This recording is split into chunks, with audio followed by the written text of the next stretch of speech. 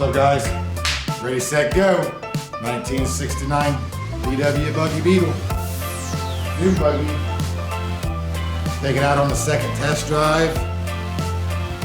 Find out that it has some shifting issues with the linkage on the transmission. Then the coil wire falls off. Then the hot wire to the coil falls off. But we got those little bugs worked out. We realized the motor works good enough, runs great. So we're gonna go right into the teardown. It's gonna be a time-lapse video.